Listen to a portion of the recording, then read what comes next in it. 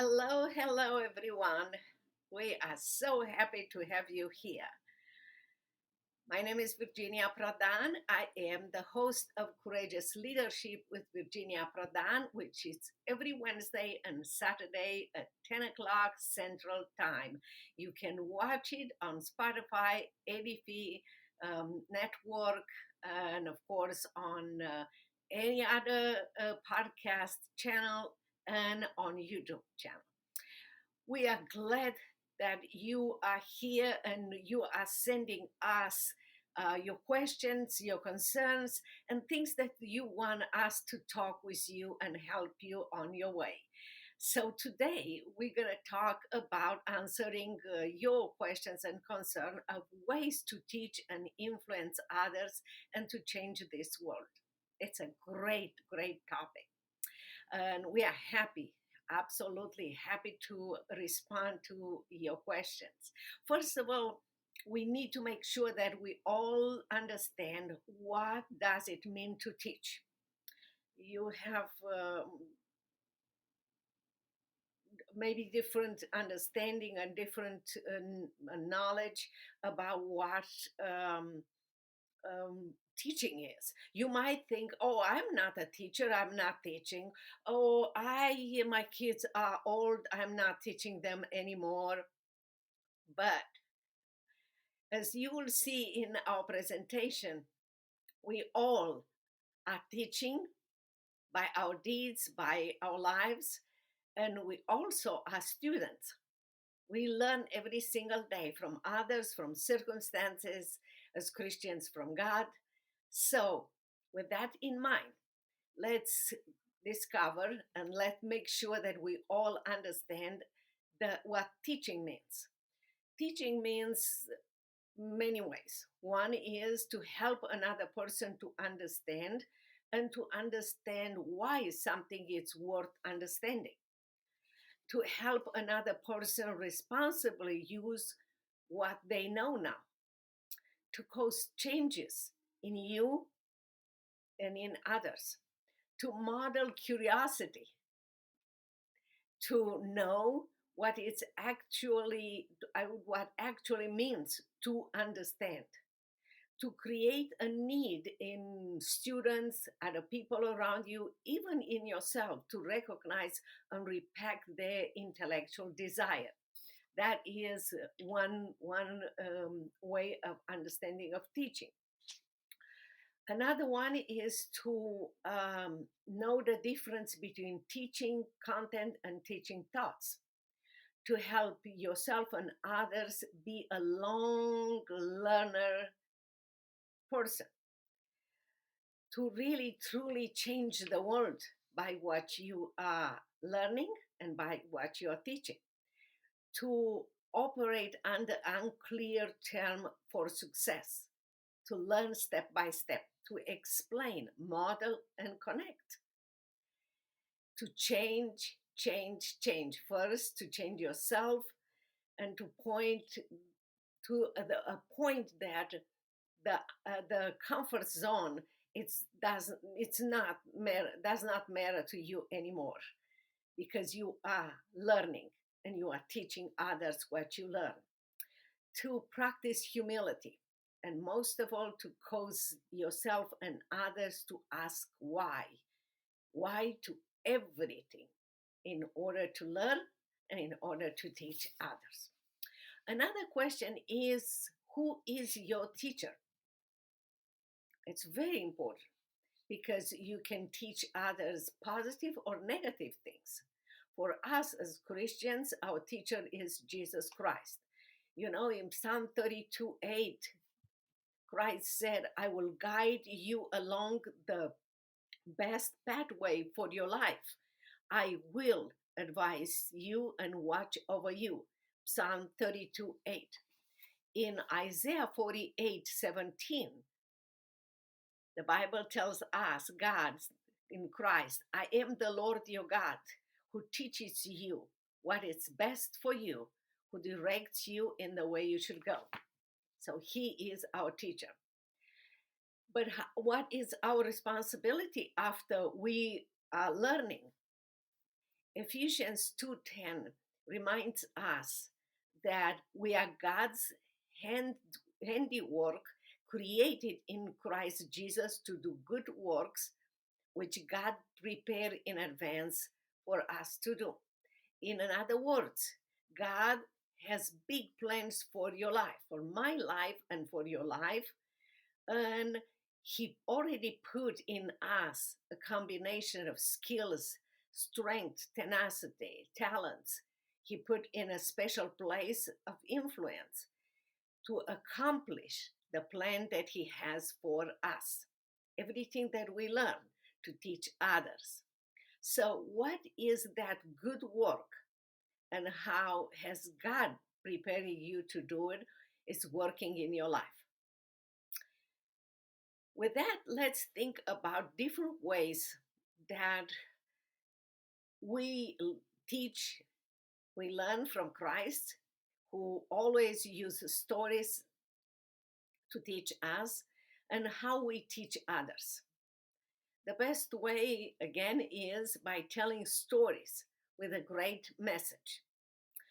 I found a story that really motivated me to share with you. It's a story of an old man who one day met a young man who said to him, "Do you remember me?" And the old man said, "No, I don't remember you." Then the young man tells the old man that he was at one point his student. And the old man, the former teacher, said, "What do you do now in life, young man?" The young man answered, "Well, I became a teacher." "Oh, how good, like me," the old man said. "Well, yes, in fact, I became a teacher," the young man said, "because you inspire me to be like you." The old man, really curious, asked the young man at what time he decided to become a teacher. And here is the story. The young man said, "One day, one of my classmates came into our classroom with a new watch, and I decided to want his watch. I stole it," the young man said. "I took it out of his desk and I put it in my pocket." Shortly after that, the student who had the new watch noticed and immediately complained to you as our teacher. The teacher addressed to the class the old man. He said, "This student is complaining that someone during class stole his watch. Please return it immediately." Well, the young man said, "I heard you very well, but I did not want to return it." Then you stood up, went to the door of our classroom, and as a teacher, you told us, "I want you to close your eyes. I will search everybody's pocket until I will find the watch." Yes, you told us to close our eyes and you search our pockets. And you found the stolen watch. You had the watch, but you did not tell after you found it and you told everyone, "Open your eyes." You did not tell anyone that I was the one guilty. The young man said to his former teacher, "That day you saved my dignity forever. It was the most shameful day of my life. But that day was also the day I decided not to become a thief, a bad person, but to become a person like you. You never said anything to anyone or to me. but you gave me a great lesson, a great moral lesson. I received your message clearly. Thank you. I understood that a real educator, teacher needs to do like you. Do you remember this story, teacher? The old man answered, yes, I remember the situation, but I don't remember you. He said, the former teacher said to his student, and the reason is because I also close my eyes while looking and searching each student pocket. And this is the essence of teaching. If to correct and to teach, you must humiliate someone, you do not know how to teach. The young man believed that he already learned the great lesson from his professor, from his teacher. But that day he learned an even bigger lesson.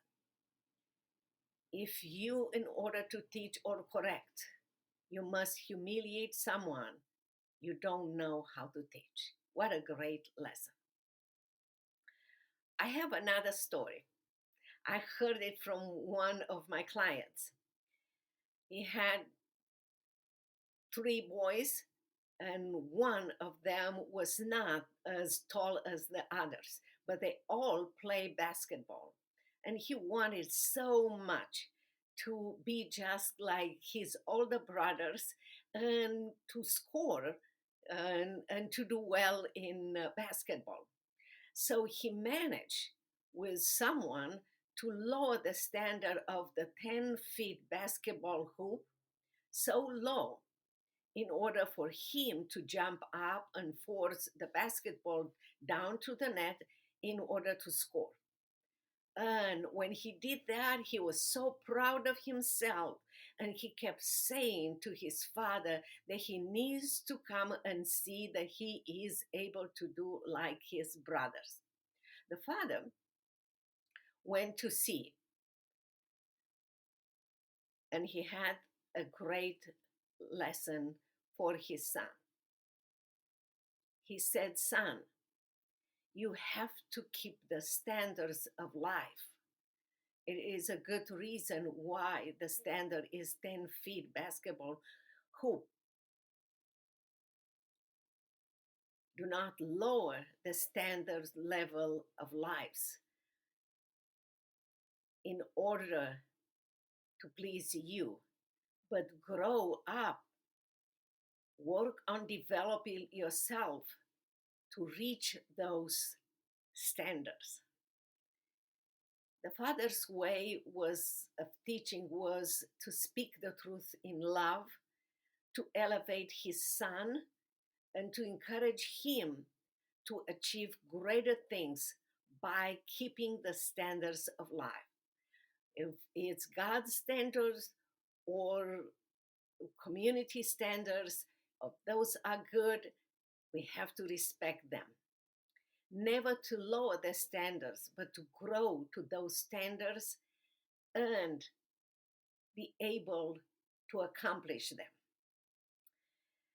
There is another way of teaching.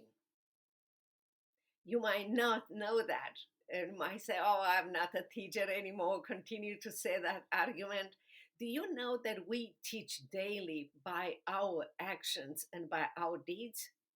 Good or bad, we do that all the time. In fact, in our victimhood culture, we hear many times, oh, I grew up in a broken family. My father or my mother did this and that, and they are telling stories about their parents, how bad or what they learned, bad things from their parents. We all remember stories from our own families, stories from siblings, good or bad, stories from our teachers or co-workers, stories that we read in books, fairy tales books, or different books, or we learned lessons from others. We teach and influence people, and we are influenced by the way others act and by their deeds. We are not separated. Remember that we as Christians, our teacher is Christ, and he will teach us the good way and the best way to go. And also remember Ephesians 2:10, that we are God's handiwork, created in Jesus Christ to do good work, which God prepared in advance for us to do. In other words, God is already created a beautiful, amazing plan for you to do those good works. So, what is that good work, and how has God prepared you for it? Are you doing those kind of works? Teach others from the good work that God has prepared you to do, and your teaching will change you, will change lives around you and the world. I am blessed to receive emails, letters, even comments from people. Some of you who know or read my memoir, Saving My Assassin, you can buy the book at virginiaprodanbooks.com/product/book. Many people will stop me after speaking or during my training with them, or email me, or send me letters telling me how much I changed their lives and I influenced their lives, and how important was for them to take the lessons from my memoir or from my speech and apply them in their lives. You are influencing others too. So send us few stories on how your parents or your teachers or even strangers taught you, and you apply those lessons in your life, how they change you, or how others were influenced or taught by your example, and how people responded to that. Remember, we are teaching people every single day, and there are many ways that we can do that, and we can influence and change others and change the world. Your life is precious. Your actions are very important to many of us. Until next time, when we have Courageous Leadership with Virginia Prodan, every Wednesday and Saturday at 10 o'clock, you can watch it, listen of Edify, Spotify, um, every other podcast, and you can watch it on a YouTube channel. Remember that your life is important, that you are teaching daily others by the way you live, by the way you act, and you also learn from others, and they will influence you, and you are influencing others.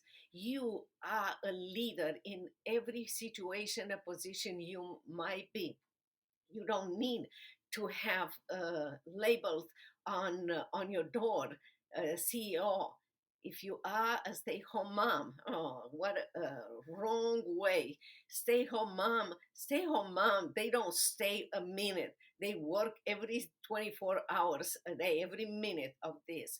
If you are a parent, if you are a teacher, if you are a CEO, if you are a parent, if you are a neighbor, if you are a caretaker, whatever position you might be, young mother, grandmother, not mother at all, you can influence and teach others in many ways.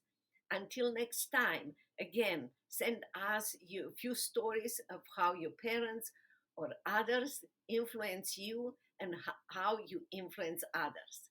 Until next time, God bless you, and remember, teach others to influence them and to change the world.